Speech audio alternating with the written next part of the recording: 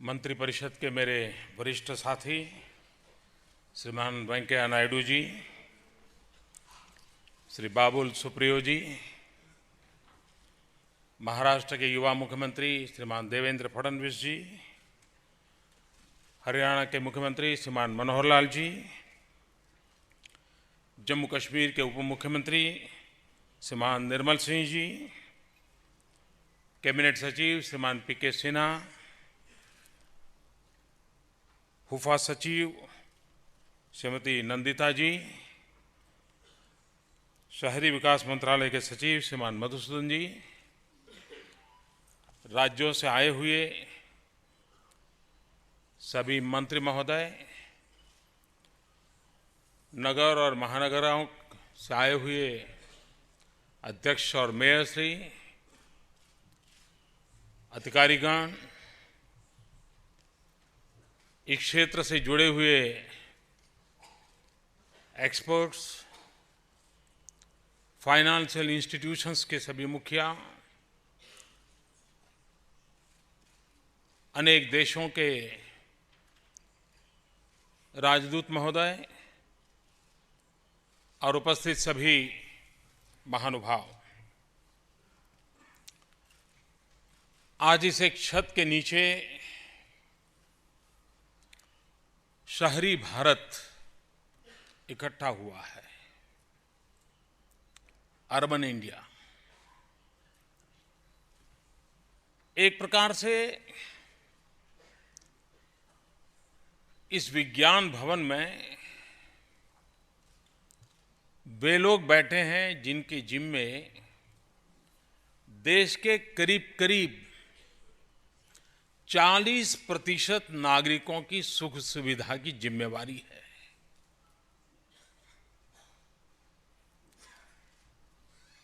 इस देश के 40% जनसंख्या, करीब करीब 40%,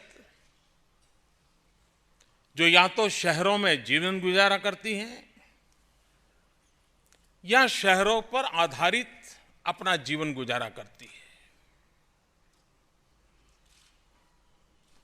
उनको क्वालिटी ऑफ लाइफ कैसे मिले,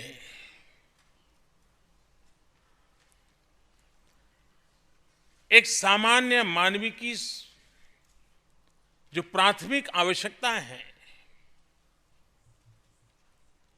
उसकी पूर्ति कैसे हो, और जब पूरे विश्व का ध्यान भारत की तरफ है तो हम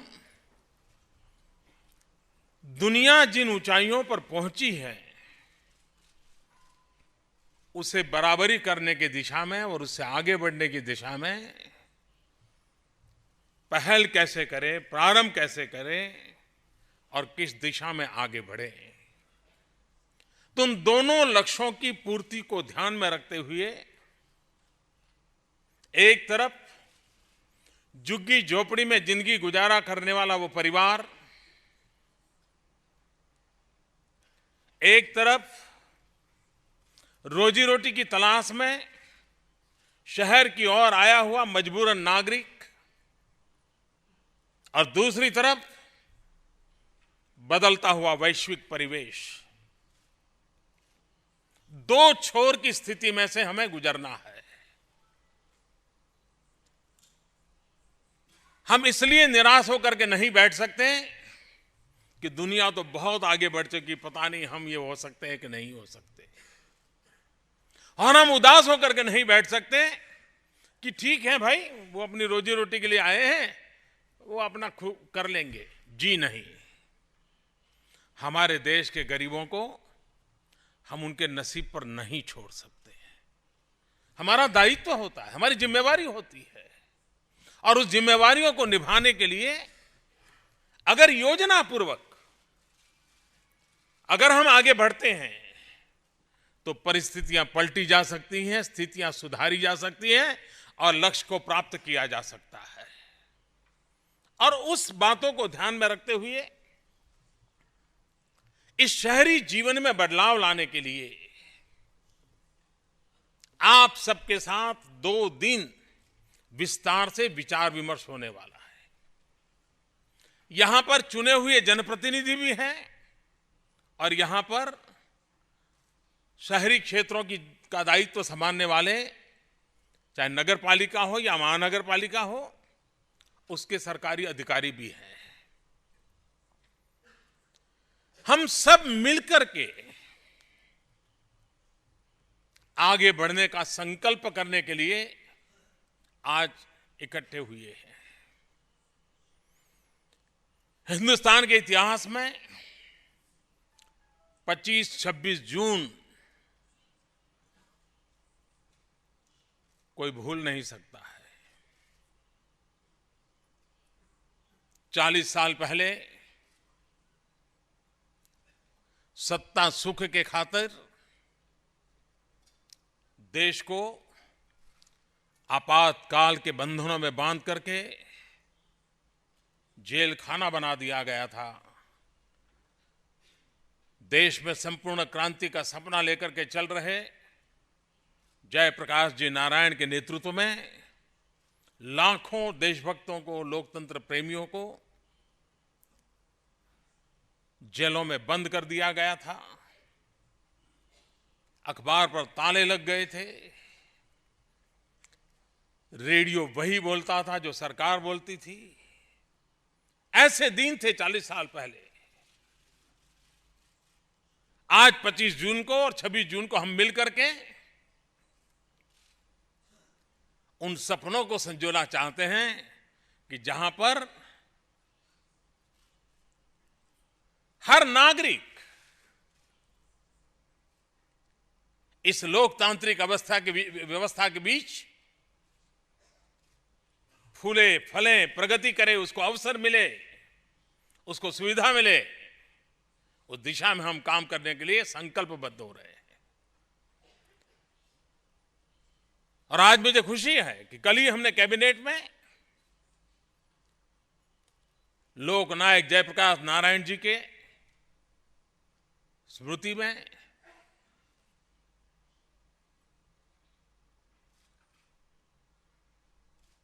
एक राष्ट्रीय स्मारक बनाने का निर्णय किया है, जो लोकतंत्र प्रेमी नागरिकों के लिए हमेशा हमेशा वो दिशा दर्शक बनता रहेगा और विकास की सारी योजनाएं, यात्राएं जन सामान्य के सहयोग से, जन सामान्य की भागीदारी से कैसे आगे बढ़े, उस दिशा में हम निरंतर प्रयत्नरत करना चाहते हैं।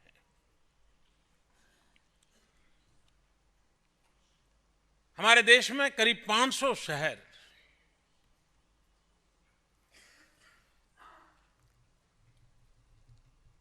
ज्यादातर गांव से रोजी रोटी कमाने के लिए लोग आते ही चले जा रहे हैं। बहुत तेजी से हमारा अर्बनाइजेशन हो रहा है। अच्छा होता आज से 25-30 साल पहले हमने अर्बनाइजेशन को एक अपॉर्चुनिटी समझा होता, अर्बनाइजेशन को एक अवसर माना होता। छोटी जगह में थिकली पॉपुलेटेड लोग एक प्रकार से देश की इकोनॉमी के ड्राइविंग फोर्स होते हैं। उस शक्ति को हमने पहचाना होता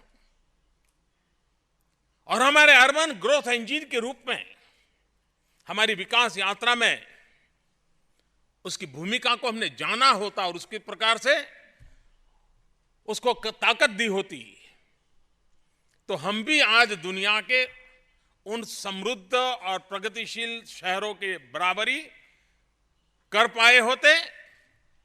लेकिन देर आए दुरुस्त आए। पहले क्या नहीं हुआ उसका रोना धोना गाते रहेंगे तो बात बननी नहीं है। पुराने अनुभव बहुत बुरे हैं, मैं जानता हूं, और उसी के आधार पर निराश बैठने की भी आवश्यकता नहीं है। अगर स्पष्ट विजन के साथ, लक्ष्य को प्राप्त करने के इरादे के साथ और नागरिक को केंद्र में रखते हुए अगर हम योजनाएं करते हैं, मैं नहीं मानता हूं कि कोई रुकावट आ सकती है। यहां 2 दिन में हमारे सामने कई शहरों के बेस्ट प्रैक्टिसेस के प्रत्यक्ष किए हुए कामों को प्रस्तुत किया जाएगा। अगर हैदराबाद टैक्सेशन सिस्टम में अनप्रेसिडेंटेड ग्रोथ कर सकता है, किसी भी प्रकार के नए टैक्सेस के बजाय भी कलेक्शन में इतना इंप्रूवमेंट कर सकता है, तो और शहर भी कर सकते हैं। अगर कर्नाटक सॉलिड वेस्ट मैनेजमेंट में उसमें से कंपोज की प्रक्रिया के संबंध में अगर आगे बढ़ सकता है, तो और शहर भी बढ़ सकते हैं। ऐसा नहीं है कि कोई ऐसी चीजों की यहां चर्चा होने वाली है कि जो कभी हमने सुना भी नहीं, सोचा भी नहीं। हम उन्हीं चीजों को करना चाहते हैं जो ये देश कर सकता है और किसी ने करके दिखाया है। अब उसको हमने सब मिलकर के आगे बढ़ाना है। आप देखिए, देश का रुतबा बदल सकता है। अब छत्तीसगढ़ जैसा प्रदेश माओवाद के कारण परेशानियों से जूझ रहा प्रदेश, जंगलों की रक्षा करना एक बहुत बड़ा दायित्व वाला प्रदेश, उसने ओपन डिफेक्शन के खिलाफ एक बड़ा आंदोलन खड़ा किया है। और उनकी कोशिश है कि हम छत्तीसगढ़ को ओपन डिफेक्शन से मुक्त कर देंगे। एक लक्ष्य लेकर के अगर नेतृत्व चल पड़ता है तो स्थितियां बदली जा सकती है। छुटपुट बहुत कुछ हो रहा है। इस योजना के तहत उन सारे अनुभवों के आधार पर, यानी कोई हवाई बातें नहीं, उन अनुभवों के आधार पर एक कदम और कैसे आगे बढ़ा जाए, पहले से कुछ अच्छा कैसे किया जाए। एक जगह पे होता है वो सब जगह पे कैसे हो। कुछ लोग करते हैं, हम मिलकर के सब लोग क्यों न करें, उस भाव को पैदा करने का प्रयास है। भारत जिस तेजी से अर्बनाइज हो रहा है, एक प्रकार से यूरोप के किसी छोटा देश देखें तो हिंदुस्तान में हर वर्ष एक नया देश जन्म लेता है शहरों में। मतलब हमारे सामने कितनी बड़ी चुनौती है। उस चुनौती को पार करने के लिए हमने निश्चित योजनाओं के साथ आगे बढ़ना पड़ेगा। कुछ कानूनी बाधाएं होगी तो उसके रास्ते खोजने पड़ेंगे। आर्थिक व्यवस्थाओं की भी व्यवस्था होगी, उसके संबंध में स्थानीय इकाई, राज्य सरकार, केंद्र सरकार, सबने मिलकर के एक मॉडल खड़ा करना होगा ताकि हम पैसों के कारण अटके नहीं। आज PPP model, public private partnership का मॉडल करीब करीब स्वीकृत हो चुका है। उसको कैसे हम बल दें, हम ज्यादा से ज्यादा अर्बन इंफ्रास्ट्रक्चर के लिए फॉरेन डायरेक्ट इन्वेस्टमेंट को कैसे लाएं, हम आर्थिक संसाधनों को विश्व में जहां से भी प्राप्त कर सकते हैं कैसे प्राप्त करें, लेकिन निर्धारित समय में हम इन स्थितियों को कैसे बदले। किसी भी इंसान, गरीब से गरीब इंसान का एक सपना होता है, खुद का अपना घर हो। और एक बार अगर खुद का घर हो जाता है तो फिर वो सपने संजोने लग जाता है। जब मकान मिलता है तो सिर्फ छत नहीं मिलती, 4 दीवारें नहीं मिलती हैं। जब गरीब को घर मिलता है तो धीरे धीरे उसके इरादे भी बदलने लग जाते हैं। घर मिलते ही मन करता है यार एक आध दरी ले आए तो अच्छा होगा, फिर मन करता है यार 2 कुर्सी लाए तो अच्छा होगा, फिर करता है नहीं यार टीवी मिल जाए तो अच्छा होगा, फिर लगता है ये सब करना है तो थोड़ी ज्यादा मेहनत करे तो अच्छा होगा, फिर कर लगता है फालतू खर्चा करता था अब उसको थोड़ा पैसे बचाऊंगा अगले महीने ये लाऊंगा। जीवन में बदलाव शुरू हो जाता है और वही सेल्फ मोटिवेशन इन कारणों से आता है। हमारी कोशिश ये है सिर्फ मकान देना, यानी एक परिवार को जो कि बेघर है वो घर वाला बने, इतना नहीं, उसको जीवन जीने की हैसियत देना, उसके मन में जीवन जीने का उमंग भरना, उसके जीवन में जीवन को साकार होने का आनंद देखने को मिले और आने वाली पीढ़ियों को वो देने का उसका सपना पूरा हो, ऐसा एक माहौल बनाने का इरादा है। शहरों में करीब करीब 2 करोड़ से ज्यादा परिवार, उनके लिए घर बनाने हैं। अब हमारा देश ऐसा है कि अगर नहीं बना तो जवाब मुझसे मांगा जाएगा। कोई उनसे जवाब नहीं मांगेगा कि ये 2 करोड़ बेघर रहे क्यों, कोई नहीं मांगेगा। है देश का स्वभाव है, क्या करेंगे, हमें उसी से गुजारा करना है। लेकिन कोई कुछ कह देगा, इस डर के कारण हम काम करना छोड़ दें तो देश का कभी भला नहीं होगा।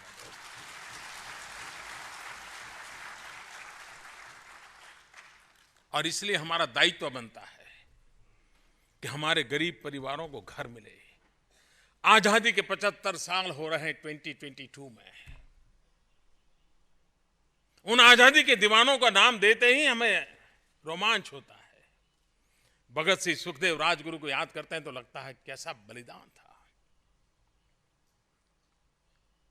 गांधी, सरदार, उनकी विरासत को देखते हैं तो लगता है कितना कष्ट झेला था। उन्होंने जो सपने देखे थे, उन सपनों में क्या ये भी एक सपना नहीं था कि आजाद हिंदुस्तान में हर परिवार के पास अपना एक घर हो? मैं मानता हूं आजादी के 75 साल जब हम मना रहे हैं तब हमारे भीतर एक आवाज उठनी चाहिए कि मेरे देश के अंदर कोई गरीब ऐसा ना हो कि जिसको फुटपाथ पर या झुग्गी झोपड़ी में जिंदगी गुजारने के लिए मजबूर रहना पड़े। यह हम बदलेंगे, यह हमारा दायित्व है। और एक बार इस मिजाज को लेकर के यहां से निकलेंगे तो रास्ते अपने आप मिल जाएंगे।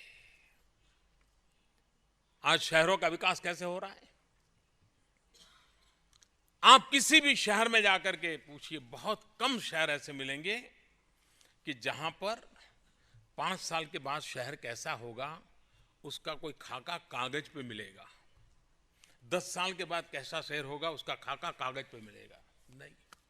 जो प्राइवेट प्रॉपर्टी डेवलपर है उनको तो पता होता है कि शहर इतना बढ़ेगा, इस दिशा में बढ़ेगा, फिर वो वहां जमीन ले लेगा, योजनाएं डाल देगा, मकान तो खड़े कर देगा, लेकिन जिंदगी जीने योग्य व्यवस्थाएं पहुंचती नहीं है। न रोड बनता है, न बिजली पहुंचती है, न ड्रेनेज की व्यवस्था होती है। और लोग आते हैं, पैसे देकर के मकान भी लेते हैं, बाकी व्यवस्थाएं होती नहीं। क्यों? क्योंकि शहर के नेतृत्व ने शहर नहीं बनाया, कुछ प्रॉपर्टी डीलर ने शहर को बढ़ाया है। ये जो मिसमैच है, उस मिसमैच को बदलना है। शहर कैसा बढ़ेगा, कब जाएगा, कहां, किस रास्ते आगे बढ़ेगा, वेस्ट में बढ़ेगा कि ईस्ट में बढ़ेगा, समाज के छोटे से छोटे व्यक्ति के लिए भी उसमें क्या जगह होगी, ये प्लान जब तक शहर का नेतृत्व दीर्घदृष्टि के साथ नहीं करता है, ये स्थिति बनी रहेगी। हम इस अमृत योजना के माध्यम से ये एक बदलाव चाहते हैं कि शहर खुद अपना सोचने लगे, शहर अपनी योजनाएं बनाने लगे और कहां जाना, कैसे जाना, उसका फैसला शहर करे। जरूरत के आधार पर वो चलता जाए, बढ़ता जाए और बाद में व्यवस्थाएं विकसित कर, कोर्ट के इन्वॉल्वमेंट आ जाता है, एंक्रोचमेंट आ जाता है, रोड नहीं होता है, ट्रैफिक की समस्या आती है, पानी नहीं, बिजली नहीं, सारी समस्याएं हम झेलते रहते हैं। और ये हर शहर के अगल बगल में आपको दिखेगा कि किसी ने उसको बना दिया और बाद में वो शहर को गोद लेना पड़ता है और वो बहुत तकलीफ वाला होता है। हमने इसकी योजना क्यों न करनी चाहिए? हमारे देश में शहरों के विकास के लिए एक तरफ हम स्वच्छ भारत की बात लेकर के जब आए, मैं मानता हूं कि सरकार से लोग 2 कदम आगे हैं स्वच्छ भारत के काम में। कहीं सरकार कम नजर आती है, लोग ज्यादा नजर आते हैं। मैं विशेष रूप से मीडिया का आभारी हूं। मैं देख रहा हूं, वरना मुझे याद है कि मैं 15 अगस्त को जब स्वच्छ भारत की बात करके निकला तो मुझे डर लगता था, ये रोज मेरे बाल नोच लेंगे कि यहां कूड़ा है, यहां कचरा है, डिकना है, फलाना। लेकिन मैं आज उन सबको सलाम करता हूं जिन्होंने ऐसा नहीं किया। उन्होंने नागरिकों को ट्रेन करने का काम उठाया और सभी मीडिया के लोग कर रहे हैं, अपने अपने तरीके से कर रहे हैं। लोगों को समझा रहे कि क्यों कूड़ा यहां पर ये है, तुम यहां क्यों फेंकते नहीं हो। मैं समझता हूं जब इतिहास लिखा जाएगा, मीडिया के स्वच्छ भारत के अभियान का जो नेतृत्व आज मीडिया कर रहा है, देश में बदलाव लाने का वो कारण बनेगा। मैं देख रहा हूं बदला जा सकता है ये। और आज हमारे यहां solid waste management, waste water treatment, हमारा विकास ऐसा नहीं हो सकता कि जो शहर और गांव के बीच में संघर्ष पैदा करे। हमारा विकास ऐसा होना चाहिए जो शहर और गांव एक दूसरे को पूरक होना चाहिए।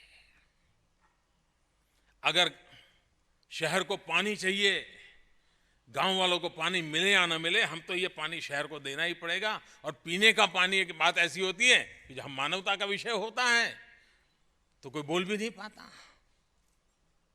क्या इसके उपाय नहीं है? क्यों ना हम वेस्ट वाटर ट्रीटमेंट करें और वो पानी गांवों को खेतों में वापस करें, तो कभी किसान भी परेशान नहीं होगा, गांव भी परेशान नहीं होगा, और शहर को पीने का पानी चाहिए, उसकी उपलब्धि की कोई तकलीफ नहीं होगी। हम ये चिंता क्यों ना करें? हम सॉलिड वेस्ट मैनेजमेंट करके कंपोस्ट बनाने के पीछे, ऑर्गेनिक फर्टिलाइजर तैयार करने की दिशा में क्यों काम न करें? और वही फर्टिलाइजर हम नजदीक के गांवों को दें। हमने देखा होगा कि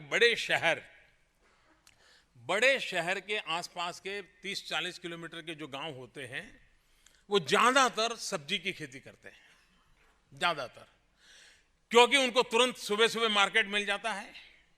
शहर में उनका डेली आधार पर चलता है बाजार। अगर हम ये ऑर्गेनिक फर्टिलाइजर, कंपोस्ट फर्टिलाइजर, जो शहरों के कूड़े कचरे से हम बनाते हैं, वो अगर हम गांव में दे दें तो जो सब्जी मिलेगी ऑर्गेनिक सब्जी मिलेगी। अगर हमारा ये इनपुट कॉस्ट कम होगा तो सब्जी भी सस्ती आएगी। सब्जी सस्ती आएगी तो गरीब आदमी भी 100 ग्राम सब्जी खाता है तो 200 ग्राम खाएगा, और सब्जी ज्यादा खाएगा तो न्यूट्रिशन के प्रॉब्लम सॉल्व हो गए, हेल्थ के प्रॉब्लम सॉल्व हो गए। अल्टीमेटली बजट के बर्डन कम होते जाएंगे, सुविधाएं बढ़ती जाएगी। लेकिन हम अगर ये सोच करके काम करें तो ये काम बढ़ सकता है। और इसलिए हमारे शहरों का विकास का मॉडल, और इसलिए जो अमृत योजना है, इसमें इन बातों पर बल दिया गया है कि हम इन बातों को कैसे करें। प्लान बे में आगे बढ़े, गरीबों को घर मिले, सामान्य मानवीय को जीवन की सुविधाएं मिले। जो स्मार्ट सिटी का कंसेप्ट है, उन स्मार्ट सिटी जो बनेगी, ये पहली बार स्मार्ट सिटी की योजना ऐसी है कि जिसमें शहरों का निर्णय भारत सरकार नहीं करेगी। शहरों को स्मार्ट बनाने का निर्णय राज्य सरकार नहीं करेगी। शहरों को स्मार्ट बनाने का निर्णय वो शहर का नेतृत्व, वो शहर के नागरिक, वो शहर के म्युनिसिपैलिटी के लोग तय करेंगे। थोपा नहीं जाएगा, आवाज नीचे से उठनी चाहिए। और इसलिए पहली बार हिंदुस्तान में चैलेंज रूट के आधार पर स्मार्ट सिटी बनाने का निर्णय किया है। दुनिया के कई देशों ने यह प्रयोग किया है, कुछ पैरामीटर तय किए और जो शहर इस पैरामीटर को पूर्ति करेगा वो एंट्री पाएगा स्पर्धा में, फिर उसकी दूसरी एग्जाम देनी पड़ेगी, उसको पार करेगा तो सिलेक्ट होगा। जब सिलेक्ट होगा तो फिर भारत सरकार, राज्य सरकार मिल करके उस शहर की ताकत में साथ जोड़ करके उसको स्मार्ट सिटी बनाने की दिशा में आगे बढ़ेंगे। अगर ये योजना ऊपर से आएगी तो क्या होगा? भाई ये काम क्यों नहीं हुआ, वो दिल्ली वालों ने नहीं किया, ये काम क्यों नहीं किया, वो हमारे राज्य सरकार वाले नहीं करते। नहीं, ये नीचे से होना है और कहीं पर कोई कठिनाई ना आए उस दिशा में आगे बढ़ना है। मैं समझता हूं यहां पर आए हुए सभी महानगर के महानुभावों के लिए ये चुनौती है, उस चुनौती को स्वीकार कीजिए और जो पैरामीटर तय हो स्पर्धा में आइए, जीत करके आगे निकलिए। और एक बार आपने जीत, और जीवन में स्पर्धा हर जगह पे होती है। आप मेयर भी बनते हैं तो स्पर्धा से ही तो बनते हैं, किसी ने ऊपर से तो नहीं बिठा दिया आपको। आप कहीं नौकरी लेने जाते हैं तो वहां भी तो कंपटीशन होती है, आप कंपटीशन को पार करते हैं तो सिलेक्ट होते हैं।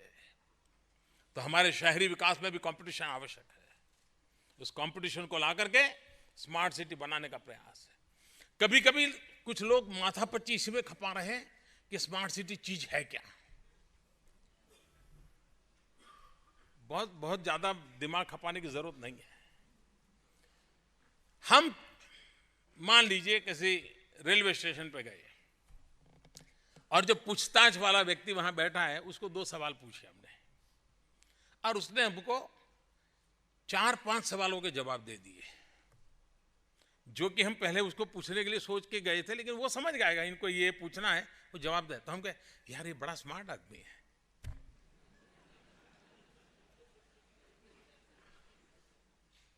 मेरी आवश्यकता से भी वो एक कदम आगे हैं। मेरे हिसाब से यही स्मार्ट सिटी है कि नागरिकों की जो आवश्यकता है उससे 2 कदम आगे चले।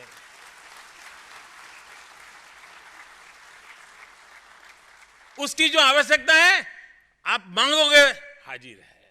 आप चाहोगे, हम सोच रहे हैं। आपका सुझाव है, हाँ हमारी योजना बन रही है। 2 कदम आगे आप देखिए, देखते ही देखते स्मार्ट सिटी बन जाएगी। टेक्नोलॉजी है, एनवायरमेंट फ्रेंडली डेवलपमेंट है, हमने प्रकृति के साथ जीना है, एनर्जी सेविंग ये हमारी स्वाभाविक व्यवस्था हो, वॉक टू वर्क ये कंसेप्ट लाना पड़ेगा, वरना एक जगह पे रहता है और रोज 1.5 घंटा वो ट्रैवलिंग करता है, फिर नौकरी पे जाता है, तो उसकी मैक्सिमम एनर्जी ट्रैवलिंग में जाती है, बची खुची काम में लगती है, तो वो काम कैसा होगा? अगर उसकी एनर्जी सेविंग होती है, वर्क टू वर्क का कंसेप्ट डेवलप धीरे धीरे हमारे यहाँ होता है और एक कंपोजिट व्यवस्था विकसित होती है कि जहां सब कुछ अवेलेबल हो, साइकिल पर भी जाए तो अपना काम हो जाए। हमने इस प्रकार के मॉडल को डेवलप करना ही होगा और जब ये डेवलप करेंगे तो अपने आप शहर के भीतर भी कई छोटे छोटे शहर बन जाते हैं और वो एक प्रकार से पूर्ण शहर बन जाते हैं। हम उस विचार को लेकर के कैसे आगे बढ़े, तो स्मार्ट सिटी के इस कंसेप्ट को हमने आगे बढ़ाना। चाहे हाउसिंग फॉर ऑल की बात हो, चाहे हमारे 500 नगरों को प्राणवान बनाना है, अमृतमय बनाना है, चाहे दुनिया की बराबरी करने वाले हमारे स्मार्ट सिटी की दिशा में उनमें कदम उठाना है, एक कंपोजिट योजना के साथ अर्बन इंडिया का हमारा विजन क्या है उसको लेकर के हम आए हैं। और ये योजना सरकार में बैठ करके कागज पे बनाई हुई ये योजनाएं नहीं है। शायद हिंदुस्तान में इतनी बड़ी मात्रा में कंसल्टेशन पहले कभी नहीं हुआ होगा। इतना कंसल्टेशन इस योजनाओं को चरितार्थ करने के लिए लगाया गया है। सभी प्रकार के स्टेक होल्डर्स को इसमें जोड़ा गया, उनसे पूछा गया, उनसे जानकारी ली गई है, उनकी समस्याओं को समझा गया है और उसको चरितार्थ करने का प्रयास किया है। फाइनेंशियल वर्ल्ड को भी, उनको भी विश्वास में लिया, बताइए भाई कैसे आप आगे आ सकते हो। जो रियल एस्टेट डेवलपर हैं उनको भी पूछा गया कि बताइए भाई कैसे आगे बढ़ सकते हैं। जो कानूनविद हैं कि जिसके कारण कानूनी समस्याएं ना आए, उनसे पूछा गया है। दुनिया में जो अच्छा हुआ है, जिन्होंने अच्छा किया है, उनको भी साथ जोड़ा गया है। इस क्षेत्र में जिन जिन की पहचान है दुनिया में, उन सब की सलाह ली गई है और एक सबसे विचार विमर्श करके एक ब्लैक एंड व्हाइट में चीजों को प्रस्तुत करने का प्रयास किया है। एक बार ये चीजें तैयार हुई हैं, अब आगे बढ़ने में देर नहीं लग सकती। ये सरकार कंज्यूमर की सुरक्षा, इस पर सजग है। पार्लियामेंट में एक बिल ऑलरेडी हमारा गया है, अभी संसद में चर्चा होगी इसकी। वरना हमारे देश में चाहे अनचाहे ये जो बिल्डर लॉबी है, उनकी छवि काफी गिरी हुई है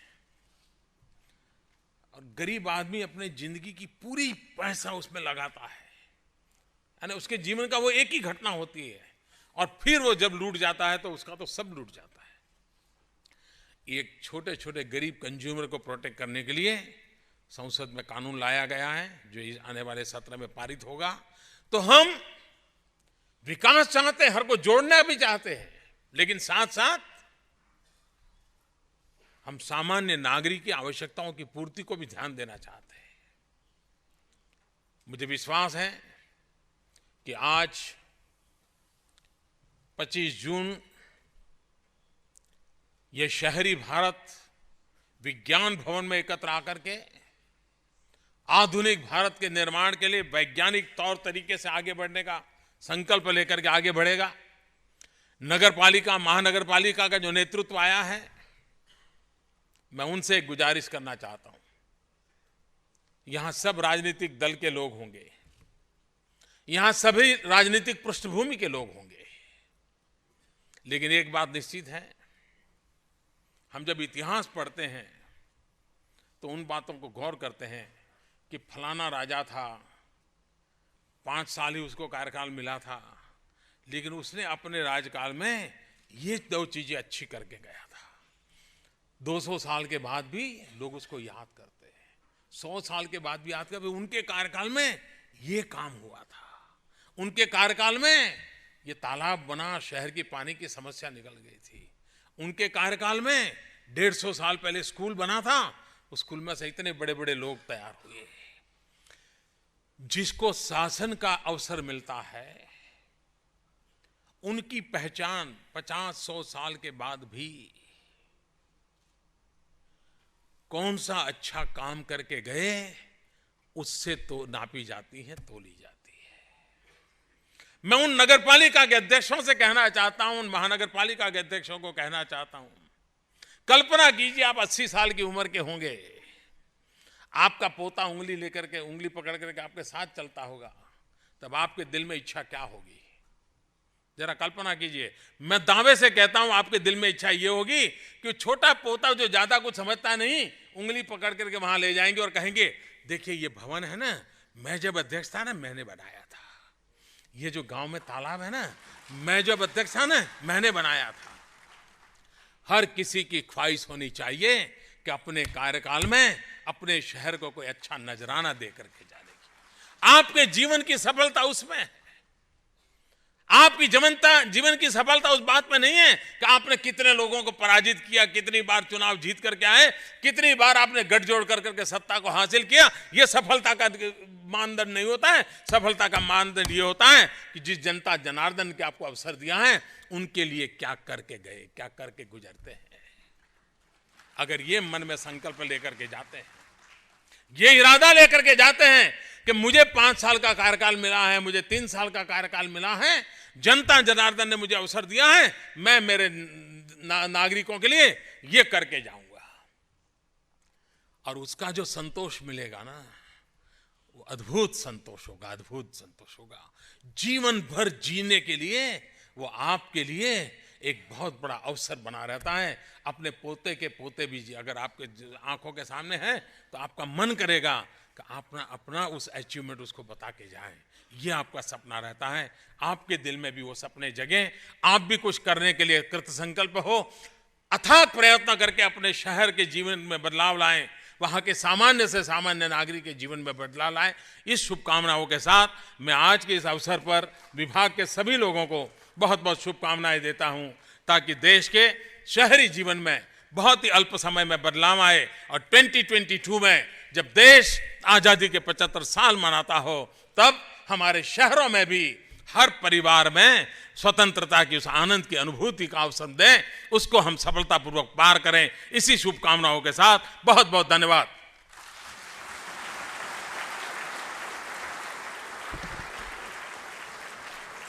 बहुत बहुत धन्यवाद माननीय प्रधानमंत्री जी के इस ओजस्वी मार्गदर्शन के लिए।